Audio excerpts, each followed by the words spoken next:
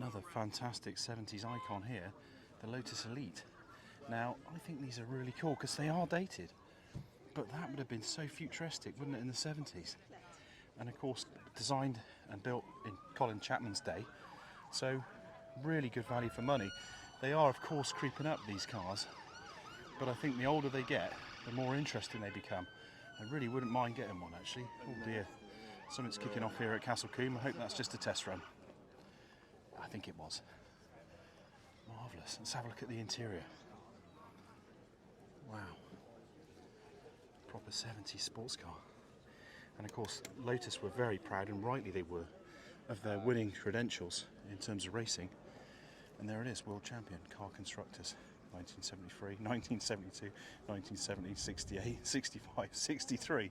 Well, you can't argue with that, can you, for a heritage? Brilliant. Love it.